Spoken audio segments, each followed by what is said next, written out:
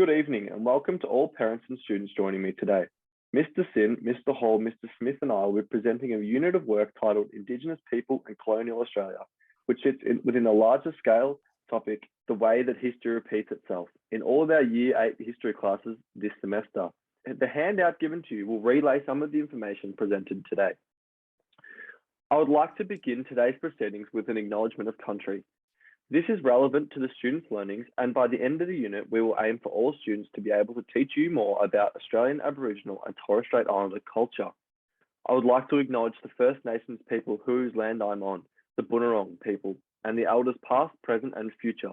For example, Auntie Carolyn Briggs, a powerful Bunurong woman who has spent the last almost 20 years bringing awareness to the language of the Bunurong people, and was also awarded the National Aboriginal Elder of the Year by the NAIDOC in 2011. The Bunurong peoples have a relationship with this beautiful land that extends back tens of thousands of years to when the creator spirit Bunjil formed their people, the land, and all living things. The Bunurong was the first people who we still know little about, and we are thankful for the Bunurong people for protecting knowledge until the people are ready to hear it, and for the constant sharing of knowledge from Indigenous elders. As white men, we acknowledge the pain and trauma that Indigenous people have been caused by our own ancestors and pay our respect to the humanity and resilience of the Bunurong people and all Indigenous peoples in this country. We'll now get into Lesson 1. Lesson 1 is opening the unit with a lesson focused around the overall scale, scope, and details of colonialism. As this can be a sensitive topic for some, it is important that the classroom is set up as a safe space for all to share their ideas and understand the concept of respect. Each student is unique and has their own way of learning. To accommodate for this, the lesson plan of hook, content, engage, revise is undertaken alongside the 8 ways of Aboriginal learning throughout this unit of work to ensure that each student has the opportunity to learn and succeed. An example of this is through the use of options within the classroom.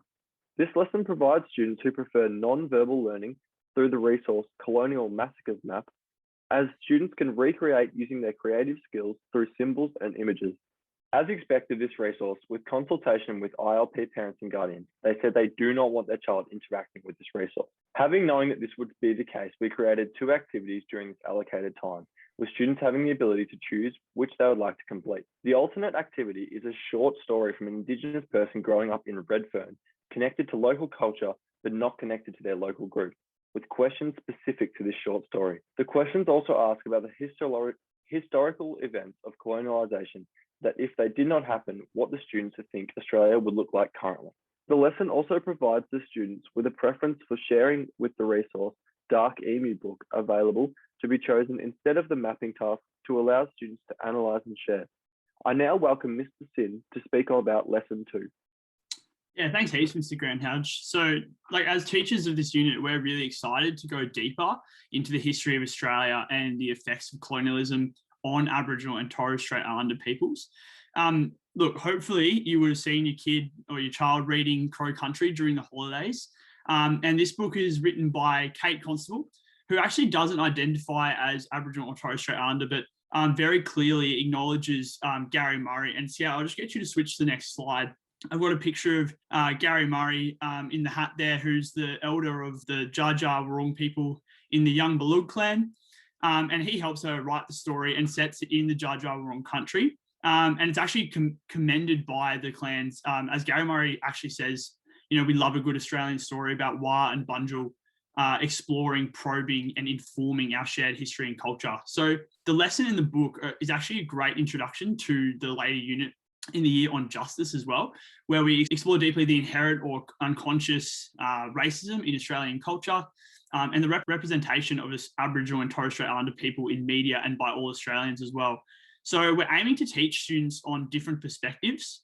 Kate Constable has a diverse range of First Nations and non-Indigenous perspectives in her book, and we encourage students to delve into why people think this way and think critically about the current political landscape in Australia. So this relates to the non-verbal and the non-linear components of 8 ways learning, where students think about their knowledge pathways and then their own biases, prejudices, and misconceptions as well. And then from that, put their ideas together to form and create new knowledge. And we're very aware about the 2 First Nations students we have in our own classroom from the Jowajali and Bunurong nations. And we want to ensure that the intergenerational transmission of cultural practices will be facilitated in classroom discussion as it is at home. And we'll be including knowledge systems in our teaching to ensure that our unit isn't just culturally responsive, but also reconciling culture.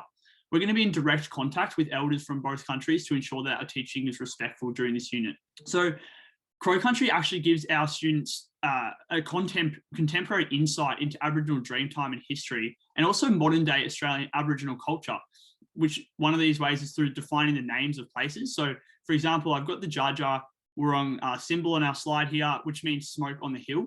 I mean, it's just going to be a really exciting unit for our students. And I'm just going to get Mr. Smith now to talk about our continued, but also more specific focus on modern day Australia.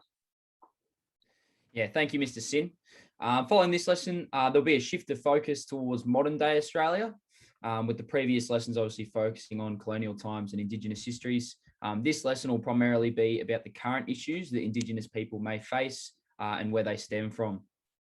The Adam Goodes documentary will be played, which details his struggles through a professional football career as an Indigenous man, and that is called The Australian Dream.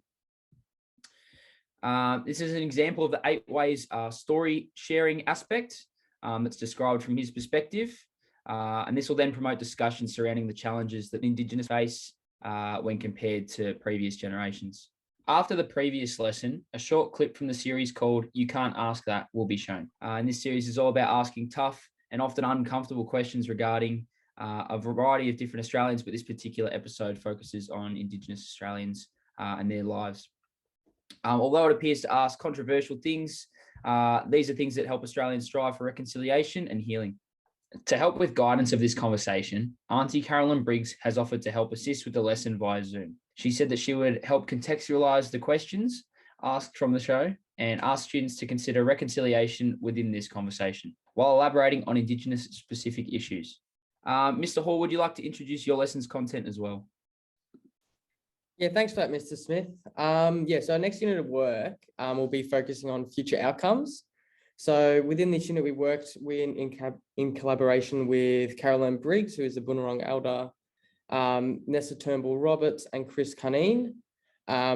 We drew upon ideas and resources from Stan Grant, the Healing Foundation, and Creative Spirits as well, to help guide our unit, I guess.